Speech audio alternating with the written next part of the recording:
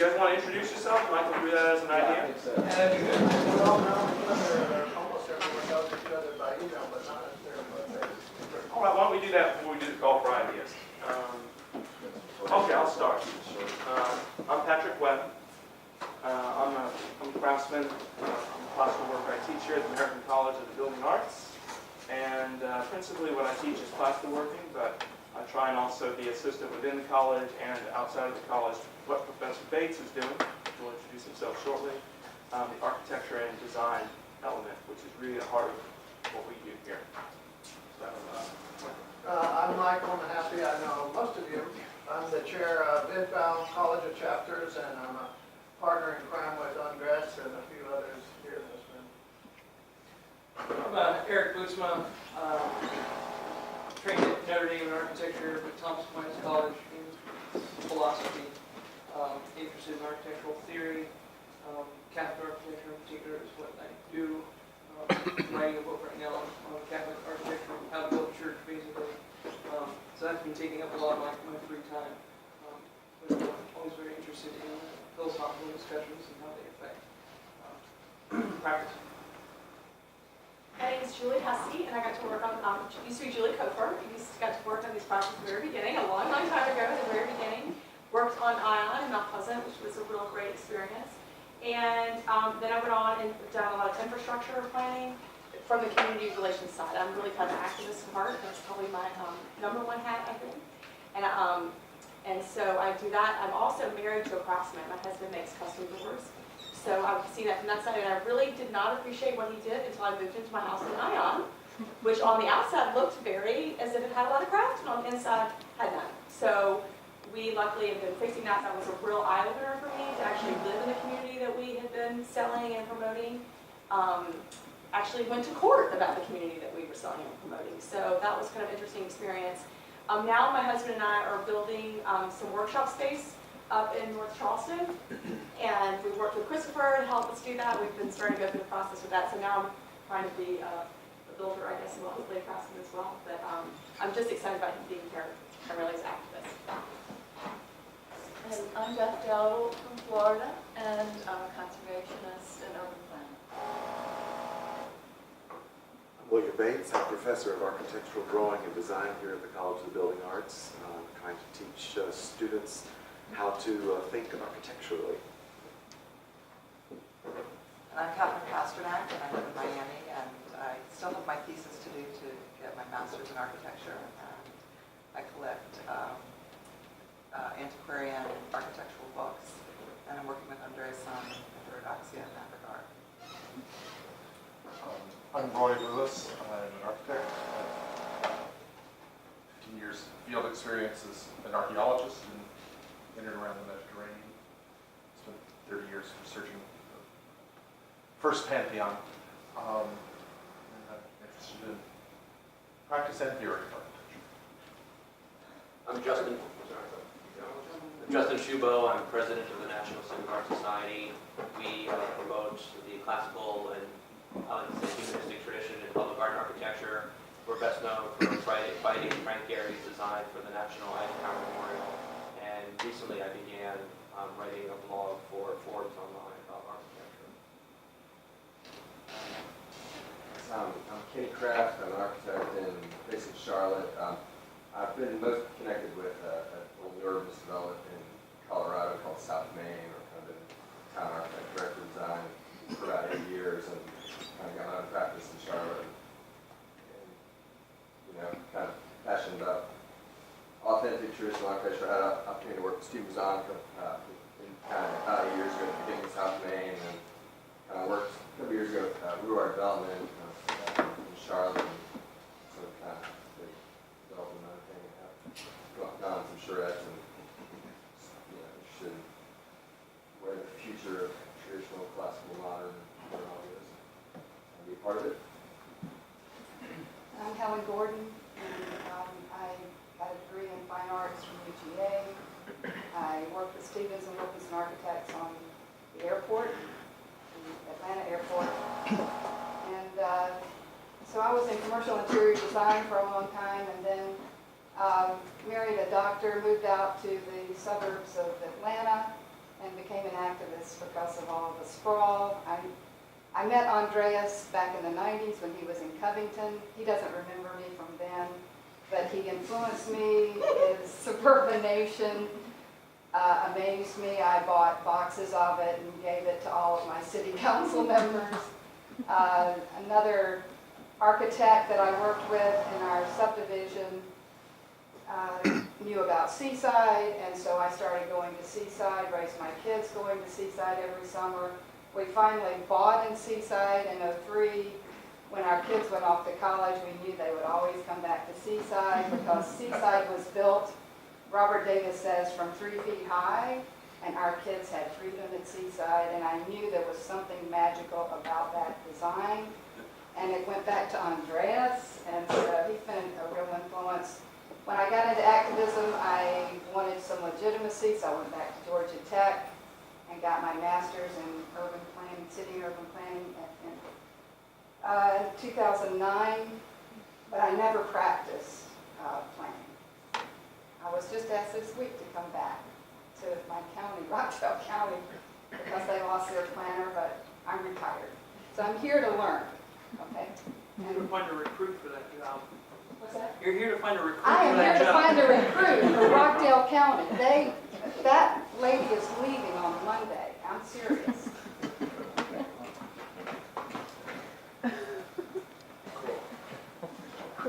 You're up. Who are you, Patty? I'm Patty Steinberg. I'm the principal of Gotham Design and Community Development located in Dobbs Ferry, New York. We are architecture planners and developers. And I am also the Chief Operations Officer for the New York chapter of the CNU. So if you want to attack CNU, come to me.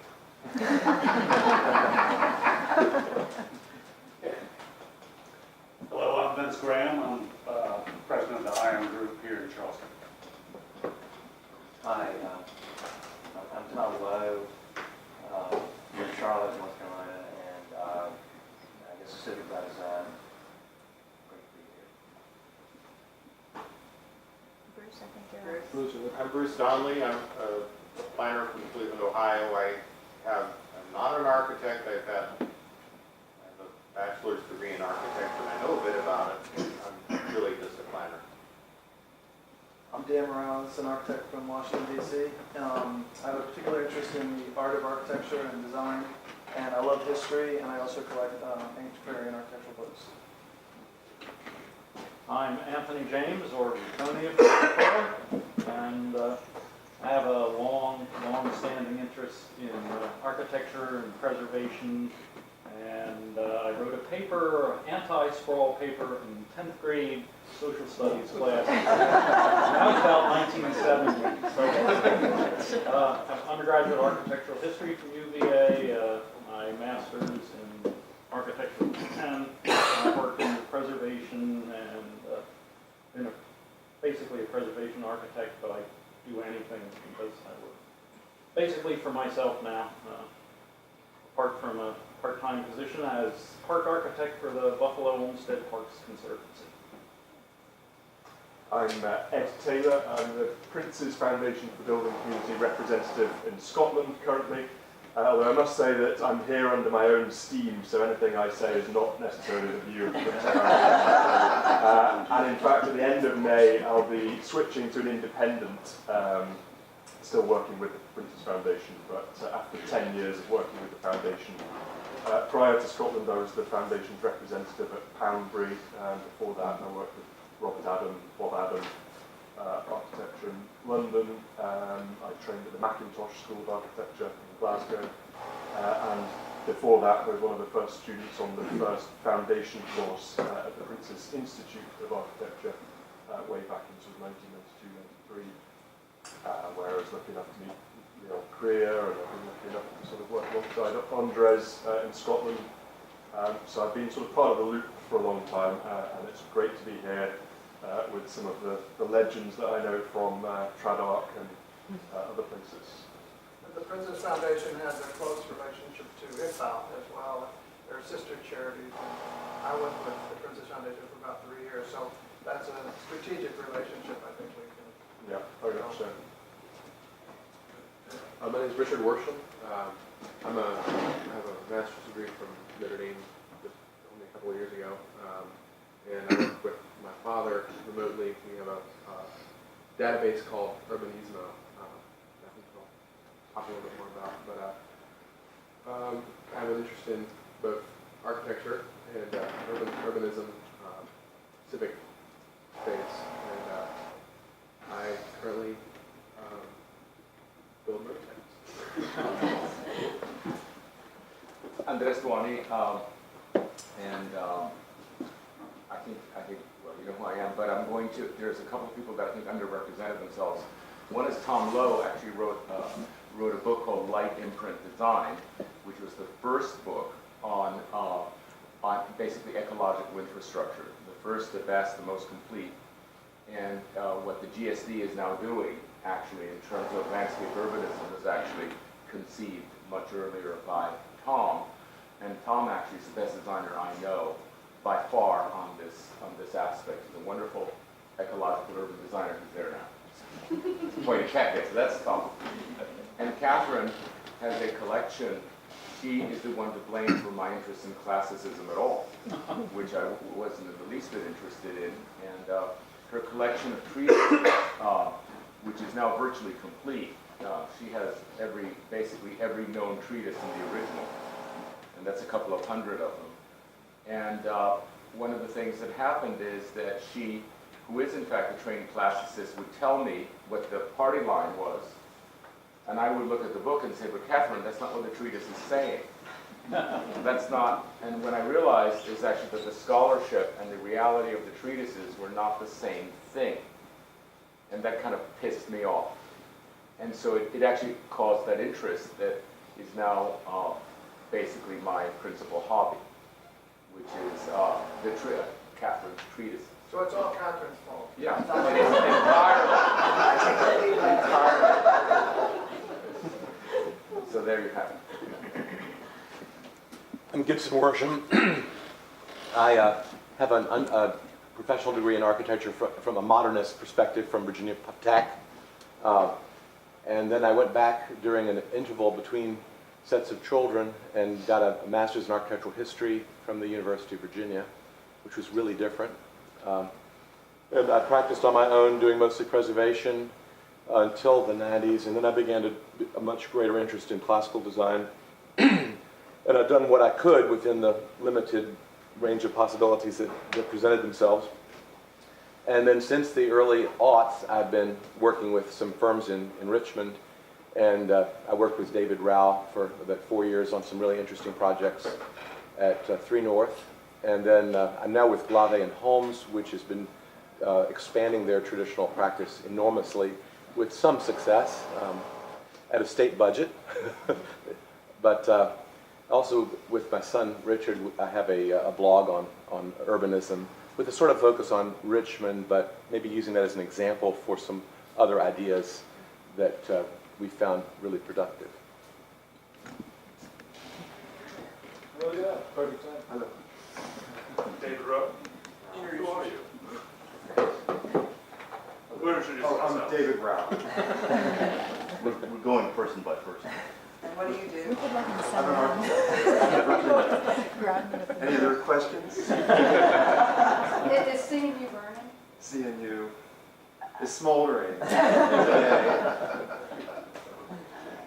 I'll pick back up. I'm Jenny Bevan, partner at Bevan and Liberatis. I have a modernist undergrad from UVA in architecture and a classical one at Notre Dame.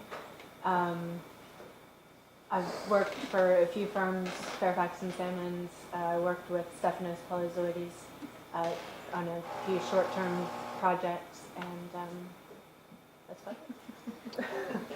You're an architect? Should I give We do architecture and planning, but primarily architecture and preservation on the side. And you work for interesting people. Who do you work for? I worked for a local architect, Randolph Marks, and then worked for Bob Adam, and then Richard Sammons, Fairfax and Sammons. That's what brought us back to Charleston, was we had the hotel in Marion Square, which would have been built by now had it not been subject to a lawsuit by preservationists. trying to save a dead museum box, basically. Hence our interest in preservation advocacy. David Brusset. I'm here to envy the people who actually live in Charleston. But in my spare time, I used to be an architecture critic for the Providence Journal, and now I'm an architecture critic for my own blog, which is called Architecture Here and There. And that's about it. I'm Nathaniel Walker. I'm a professor of architectural history and urban planning history at the College of Charleston. I just moved here in August, so I'm relatively new to Charleston. I've wanted to live here since 1999 when I first came here with a friend from Japan, a friend from Germany, and a friend from Spain. And there isn't a punchline to that joke. But I can tell you that we were all amazed because we had been spending a lot of time in Tennessee and Arkansas and had assumed that the entire South was an automotive wasteland. And walking into Charleston and finding ourselves in paradise in a way that we all recognized no matter where we were from, it hit me hard. So I ended up getting a master's in architectural history at the Savannah College of Art and Design. And I published a lot on Savannah, which is ultimately what got me the job here after I finished my PhD at Brown in May. And while I was getting my PhD at Brown, I taught at Brown, and I also taught at the Rhode Island School of Design.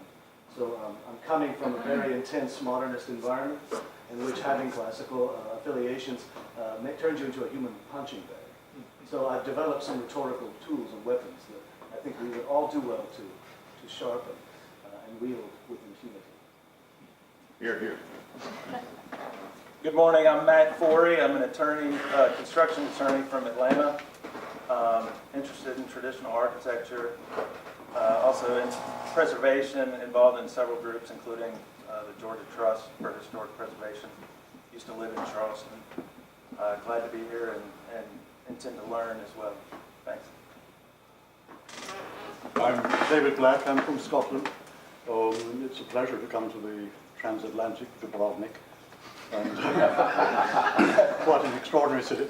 I was an activist a long time ago when we were still pursuing plans in the city of Edinburgh based on a 1963 comprehensive development brief, which would have just demolished absolutely everything and made it into grid-glazed hell, basically. So a lot of local people, activists, politicians, like Gordon Brown, oddly enough. He was one of our leading firebrands. And we just decided enough, so actually people started coming on side, councillors, architects. We discovered that you can actually persuade people who thought were your enemies to sit down and discuss what's happening here.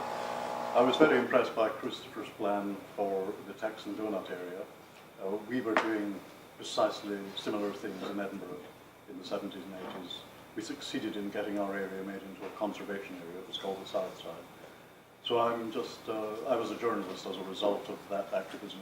I worked as a property correspondent for the Sunday Times and architecture correspondent with other newspapers. I wrote a book on the Scottish Parliament building, which caused me no end of trouble. Lost me. All the friends I gained in the 70s and 80s, I lost them all. Good for you. So I don't have any copies to sell, actually.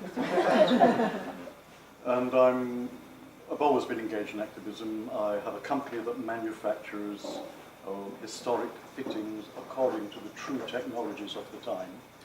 So we make what you call federal mantelpieces, we call Adam neoclassical mantelpieces, many of which are in Charleston.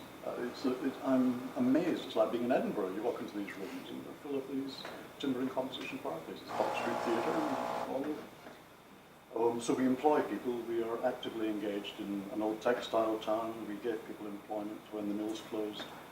And we struggle on. I would call it a not-for-profit, technically, because we don't make a profit. But on the other hand, that wouldn't be legally admissible as a description.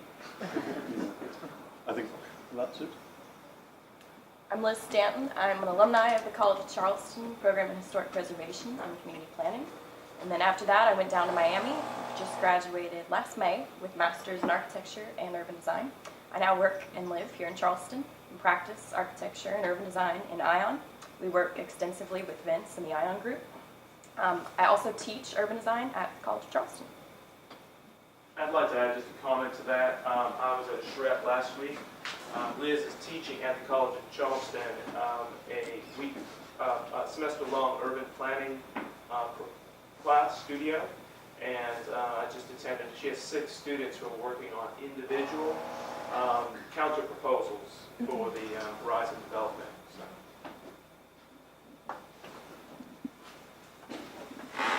Catherine Johnson, architect and town planner. I'm from Connecticut. I got a modernism degree from Syracuse, and then I walked into Robert Orr and Melanie Taylor's office, and I said, okay, I could, this is my world. I later went on to get a University of Miami town planning degree, and on the first night of Andre speaking, he said, take the initiative to make counter proposals to things you say.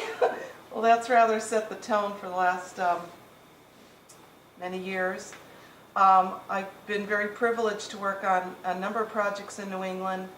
One of them was the Nantucket Comprehensive Plan, where I got to understand the framework, the bones, everything that puts that together. And I was just realizing as I walked here, Charleston and Nantucket are the 2 laboratories, the way you brought those people from, you came here with your friends. And lately I own an 1832 house, which is very young compared to the building I stayed in last night.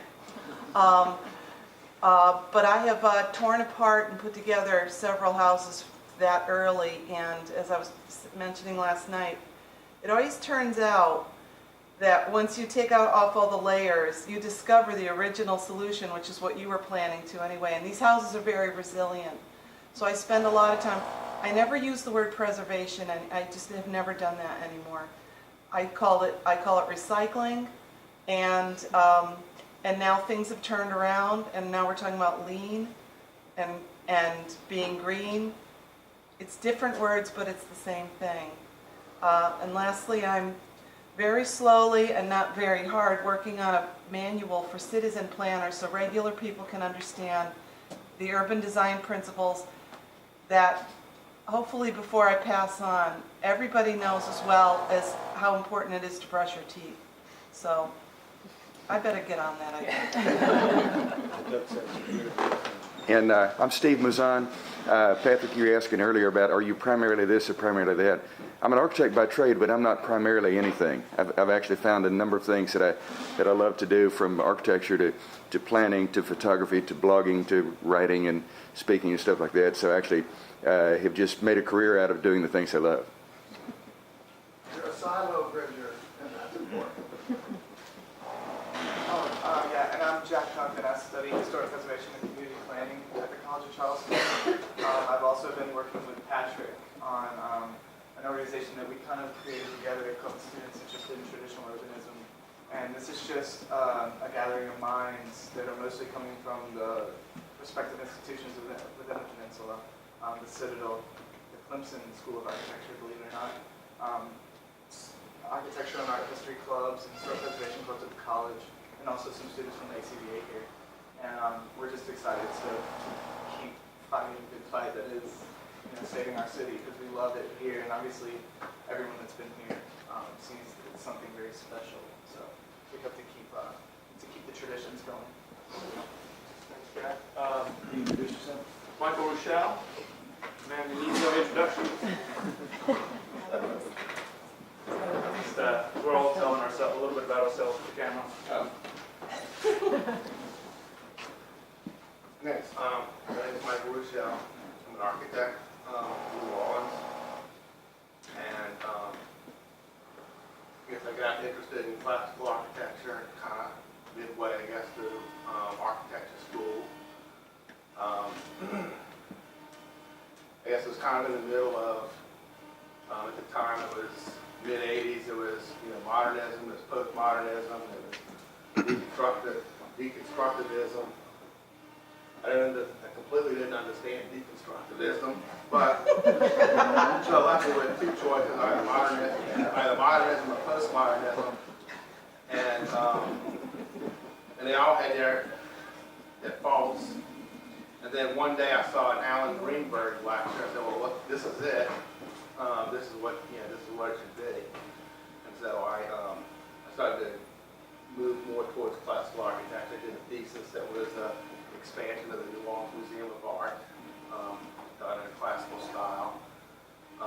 Only one over 2A that did that. And now I'm an architect. I do traditional work as much as I can, as much as I'm allowed to. And I'm also starting a local